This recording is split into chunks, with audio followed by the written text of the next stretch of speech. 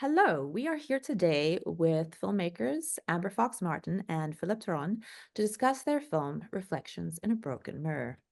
Thank you for being here. This film is not easy subject matter, and I really appreciate that you were brave enough to tackle this topic and try to place it within a context and not like collapse it into cancel culture, because meaningful, thoughtful discourse is honestly the only way forward. There's some themes here that I'd like to discuss, and one of these is Afrikaans versus the Afrikaner. For context to our Canadian audiences, Afrikaans is a predominantly shared language between white Afrikaners and colored people. It's a blended population of European and native South Africans.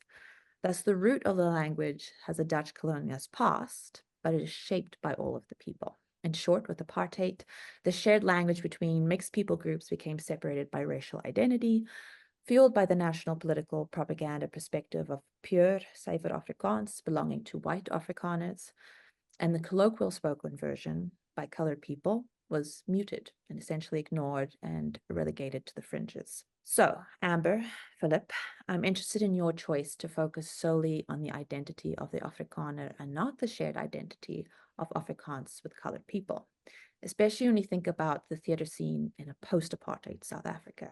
I am an English-speaking South African, which I think is important to put into this perspective. And I was the one that wanted to explore this topic.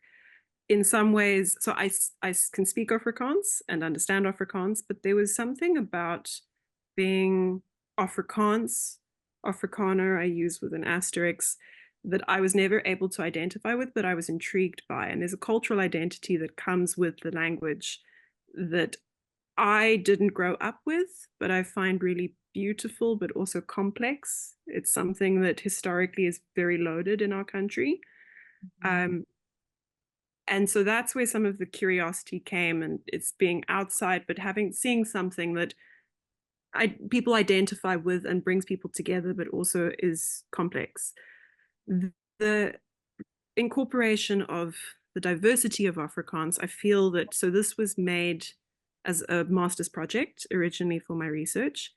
And in looking at something that is so dense, I didn't want the topic or scope to be too broad, that it wouldn't fully and justly explore other topics and versions of Afrikaans. And so I chose to focus specifically in this field and on these forms of identity, knowing that there is so much more that could be explored, but that felt that it was beyond the scope of my sources and this research. Okay.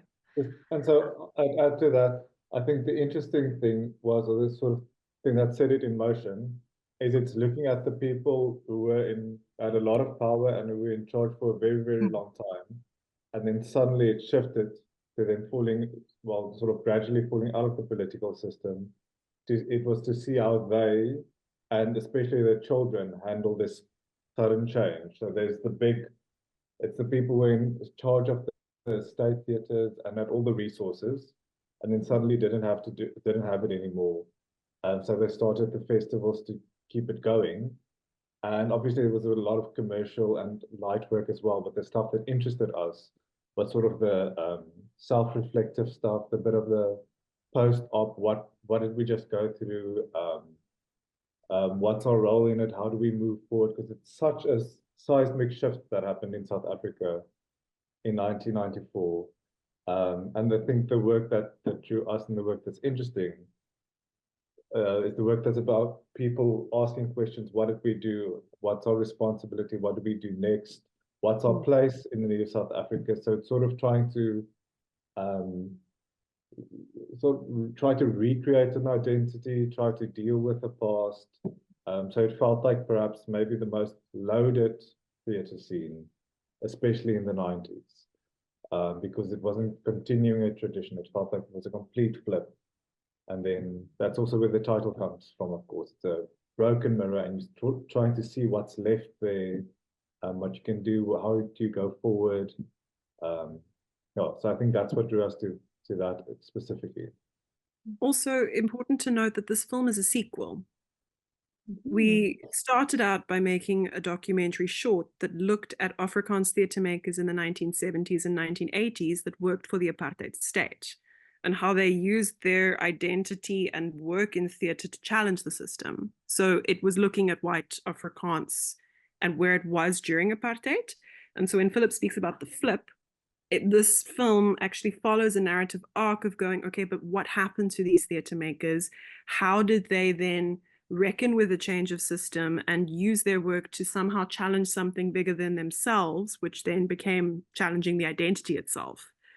So I think also contextually, it's important to know that the films, they go hand in hand. So the first film is called A Feast in Time of Plague. A follow-up question for you. What would you say is the Afrikaner identity? And can you elaborate on that for a Canadian or a foreign context? It's mainly Dutch, French, and German immigrants who all landed in South Africa, mainly through the Dutch East India Trading Company. And it was sort of scattered different kinds of people who grew together because they all worked under this big company and started interbreeding. So it started sort of becoming one group of people eventually. And then when the British took over the Cape, which is the southern point, a lot of them tried to flee British rule and they went up country to sort of try and establish little spots of their own. And then they discovered, obviously, there was a lot of struggles there for land as well, as the African tribes were coming down. So there was a lot of clashes over lands. And then when they discovered gold in the north of the country, England started to take over the whole country. And that's sort of how we got South Africa, where all the different colonies became one. And then there was a big Anglo-Boer War, where the Afrikaners tried to fight for independence, and the British were not too keen on that. And they eventually overthrew the Afrikaners. And then when the Afrikaners, after the wars, when the Afrikaners started to sort of create a solid identity so they can stand together as one group of people to regain power in South Africa. And then, of course, when just a side note, when the Second World War came about, there was a big split in Afrikaners because a lot of them wanted to fight for the British against the Germans, but a lot of them still sort of despised the British because they still remembered what happened to them quite recently. And out of that more sort of isolationist group, that isolationist group sort of started to gain more power. And then and became more nationalistic and independent. And in 1948, they came into power, known as the National Party, and out of that grew the apartheid system. So they was trying to establish their identity, and obviously a lot of that then has to do with kicking people out, locking yourself off. And then that went on for 50 years, and they sort of, a lot of what people think of as the Afrikaner was sort of fabricated in that time because they were so scattered, they were so broken, they were sort of trying to create an identity just to get a group of people together. So it's sort of that's also why I think the title's quite good. It's sort of a bit of a mosaic from different things, a lot of German influence and some Huguenots and some British, and just trying to become the people. But then, of course, they came into power, they used that power, it became very much a totalitarian state. They finally gave a voting right to the whole country, and they sort of lost power, or minority rule at least. And that's sort of where the film takes off. It's after this sort of big fabricated identity of 50 years, it's trying to rediscover basically the question you're asking, what is an Afrikaner? It's not really a simple answer, I think. It's sort of there was a neat little story that unraveled, and now they're trying to figure it out again. It's like anything, it's a continuing journey, but it's mostly people who speak Afrikaans and live in South Africa. I think, in summary, an Afrikaner identity is based in the previous nationalist agenda that the apartheid government spread. It mainly, traditionally, was associated with being white, Afrikaans speaking. Afrikaner identity is often rooted in land and in a national identity from that era between 1948 and 1994. Afrikaner identity after 1994 isn't quite as clear-cut because there was no nationalist agenda driving it. So a big portion of the research that went into this film looked at archives titled Afrikanerskap, meaning Afrikanership, being Afrikaans and Afrikaner. And one of the big discourses within the newspaper clippings that we looked at was, what does it mean to be an Afrikaner? Is Afrikaner inclusive of other variations of the language? Does it include brown South Africans? Where do we fit into this narrative? And there are variations on Afrikaans cis, Afrikaner, being African within all of this. So being Afrikaner traditionally is associated with the previous era. It's something that we wanted to perhaps explore and unpack and, again, break down in this broken, shifted system, how it maybe is still something that people are grappling with because it's got a legacy of the past with it. Where do you see the future of festivals going when it comes to inclusivity and the broader reach of the Afrikaans identity? And this is a hard one because you can't look into the future. But like, where do you see the trends? Well, I don't think it's too hard to answer because there's a lot of initiatives from the festivals, especially the first one which is in Oudtshoorn, which has a large brown community, and they do a lot of projects. Each year they do a project where they make a big play from people in the community, because mostly it's people coming from all over the country to perform plays there, but they do a lot of development work there. The Stellenbosch Festival that's upcoming now has similar initiatives. So I would say there's a lot of effort made to sort of develop plays where there might not usually be. And even the language thing, I think we're seeing more and more English plays at Afrikaans festivals as well, which maybe 5 years ago there were very few, and now it's 4 or 5 easy. So I think it's relaxing. Look, I think it started out as trying to have a little place to still make Afrikaans work, but I think the pressure is off that a bit because it's not such a heated time at the moment. So I think it's more relaxed and it's more open to have different influences without losing its core. To follow on Philip's thought, I've seen trends since the film has ended post-COVID where we've been able to travel again, where theatre makers that are in communities that are traditionally under-resourced, such as the Northern Cape, where they have a completely different sort of dialect of Afrikaans and culture of Afrikaans. There are certain theatre makers that come traditionally from the same circle of the Afrikaans festival circuit that are then taking their craft and some of the resources that the festivals offer them to take a festival to their community, to devise theatre work with people that want to tell their stories. And so I think a big trend would be to deviate slightly from the traditional hubs of where these festivals take place and to reach further community-based work and to then really tap into some of the stories that we may not see on the main stage at all the festivals.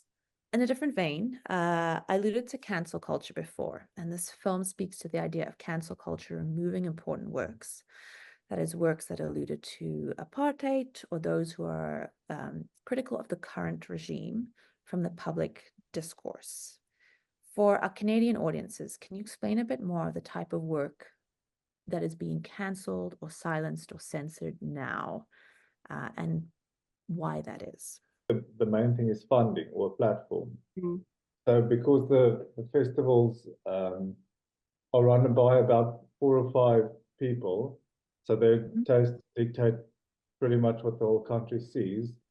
So I wouldn't say it's cancelled. It's more if your work challenges what someone might like, you don't get a platform, and there's no way. What's interesting, Amber spoke about the previous documentary we made, where they worked in the state, which was very totalitarian and controlled, but they said, and they had actual censorship, not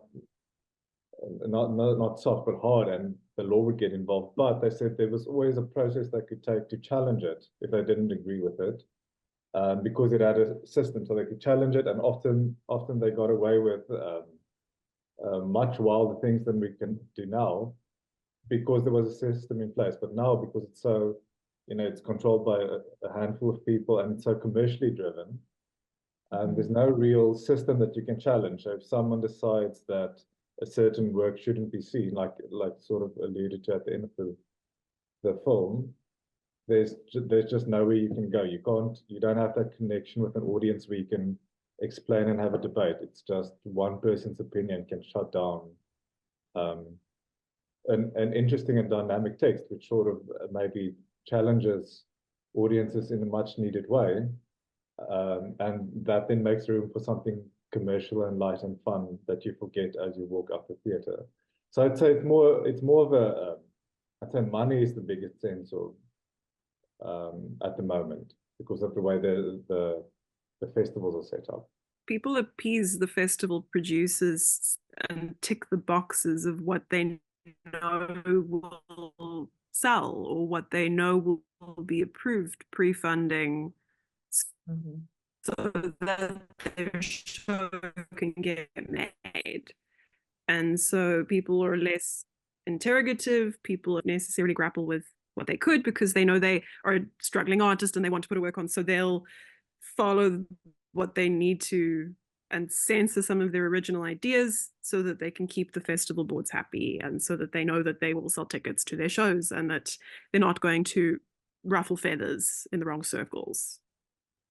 Which segues perfectly into the next section that I had on theater representation and economics.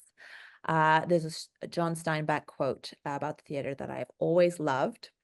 The theater is the only institution in the world that has been dying for 4,000 years and has never succumbed. It requires tough and devoted people to keep it alive. And I love this quote for its romantic idealism, but I hate it for its obfuscation of economic realities of art creation. I've worked in theater companies here. I understand that the balance. There are trade-offs, depending how you want to frame that, of exploring innovative stories and ensuring that there are enough bums and seats to keep the lights going. I'm going to get into something that I thought a little uncomfortable. There's a talk about representation of Black faces on stage being important, even if they don't say anything, which I thought it was an interesting comment. Yet in the film, there are no other voices than English, South Africans, and Afrikaners offering room to speak and offer critique. Are you seeing the shift in the landscape where Black voices and stories are gaining momentum in the public consciousness? So, certainly I do. For us at the state theatres in South Africa at the moment, there's a lot more of that. So if we were telling the story about what happened to the state theatres after apartheid, that would be, we'd cover a lot more about that. They've definitely become much more open or completely open. The reason there's less of that in our film is obviously because it focuses more on Afrikaans theatre makers and actors on the one hand, and on the other, many of the Black people that were involved that you see in the film, they completely left the Afrikaans theatre industry, and a lot of them left the country. So there's, of the very few people that you do see in the film, they're just not available anymore. A lot of them luckily got success overseas, or they don't do theatre at all. It's crazy how many people just left the business. So it's a very small group of people that were there at the start that actually still made it this far. So within the general theatre scene, definitely, this is a very, very small portion of a narrative. Our industry, especially, I mean, we have our state-funded theatres, but we also have our independent theatre companies that have funding to run companies and to create work. We've got the Baxter Theatre in Cape Town, we've got the Market Theatre in Joburg, and they are very good at doing what they do. We were curious sort of about what falls in the cracks and how other narratives get made. So definitely within Afrikaans as well, it's a bit more of a nuance. It is very white, but that's where the brown conversation that we had earlier about the types of Afrikaans then comes in. There are lots of spaces.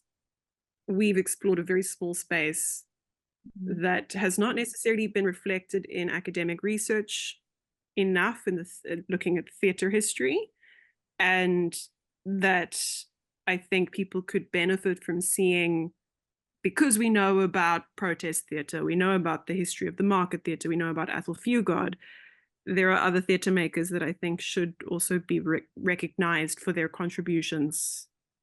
High culture versus low culture.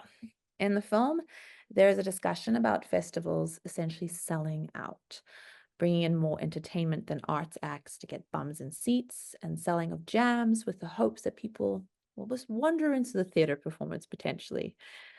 There's a bemoaning that people used to watch more hardcore theatre work and stopped watching it once more entertaining acts came to town. Do you feel that this is actually the case? Or is it a reality of a growing festival attracting more people with more diverse tastes? And that like the arts for art's sake camp is always going to be a pretty small part of the population. Just to use the broad terms, the commercial stuff funds the maybe the more interesting, or what we'd call more interesting stuff. So if you only had a festival with the 3 or 4 plays that we may be focused on in the documentary, there won't be a festival in the next year. It's very much the jams and the musical acts and the comedy shows and the one-man things that fuel it. I think the critique, especially that Marty makes in the film, and that I agree with, I think that's a decent formula. But I think increasingly people say, well, these things make money, these don't, so we'll move these out and have the more commercial work take over. So I'm completely supportive of having a balance, having the commercial stuff fund the, I'll say it's fund the rest. But I think there's a big danger of getting a taste for the commercial money and then solely focusing on that and neglecting the other work. It's very, look, there is a place for the commercial work. The avant-garde genre would not exist and is not going to necessarily attract the bums on seats or the funding to sustain itself should the commercial work not happen. So there is a value in it, but it's not going to attract or keep the economy going. What is its purpose then? And I think the purpose is more than economic value. There is a reason for its survival, and it should be explored for that reason. I think some theatre as one, like there is a place for all types of theatre, but some theatre will sit with people for 10, 20 years after they've watched a show. And in the productions that we've chosen, you ask people about specific shows like Boeklied, and everyone has a memory of it. And it's still somehow in a zeitgeist. And there's something about those shows that stand out that other theatre has not achieved. You don't remember the musical from that year. You remember the production that changed the industry.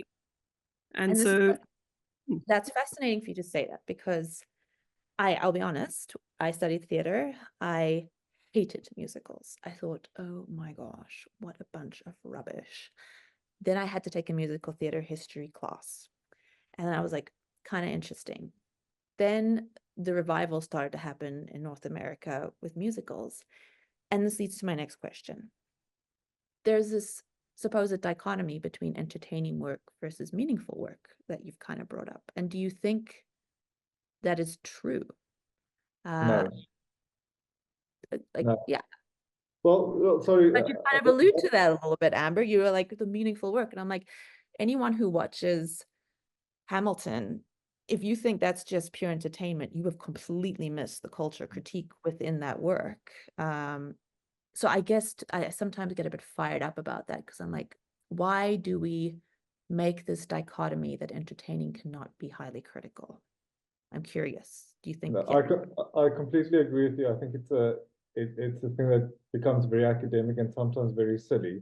I know if I sit in a play that just wants to provoke me, I'm bored to tears after 10 minutes. I think that is as silly as making something that just tries to entertain people for 2 hours without doing something. And I completely agree with you. I think it's a very, very silly way for theatre makers to think about their craft. To think to be important, you can't have fun. Why else are we doing it? No, I'm joking. There are We're not doing it for people to make a film about us in 20 years. That's Uh, not the first goal. Amber, I kind of jumped in. I'm sorry. I fired up about this. It's one of those topics that I Jump get, away.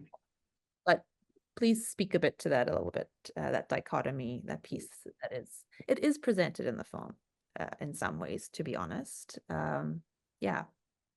When trying to figure out an arc of what to look at and what not to look at, and how to define this subgenre, this avant-garde theater, some of it is challenging. It does have certain traits within it. It's a lot of the time very, very serious pieces. So I see that, but Second, Amber, to add to that, unless I'm forgetting one, all of the plays included in the film, at least in some way, still follow a story and still have moments of fun. None of them are, even the ones we didn't see, we read all of them. None of them are just screaming through a megaphone about waking up about what's happening in the streets. All of them have a sense of fun, and at least something, I'm using fun in the broad term, but a lot of them are sort of a strong story first. It's just that the stuff we focus on is maybe the more challenging and provocative bits, because that's the stuff that people remembered. So maybe the story or the fun bits got them into the theater, but the stuff they remembered afterwards is the stuff that I think the film focuses on a bit more. One quick follow-up. What are you guys working on next? Well, I think we're both in rehearsals on plays now, because we have the Stellenbosch Festival coming up in a month. So we're currently working on theatre, and we're living it more than we're documenting it at the moment. I think we made the film during COVID, and it was a lovely era to sort of stop and reflect on what has been. Now our industry has finally picked up again, and we are experiencing it for what it can be and will be, and we're taking the opportunities as they come. We're sort of experiencing where the industry is going, because it's not quite where it was where we ended the film. And I think we kind of need to experience it a bit more to have further thoughts on what's next and what could be next.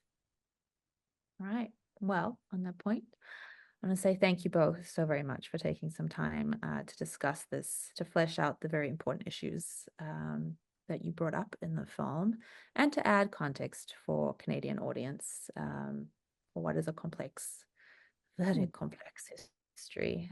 So bye bye, donkey, ek waardeer dit baie.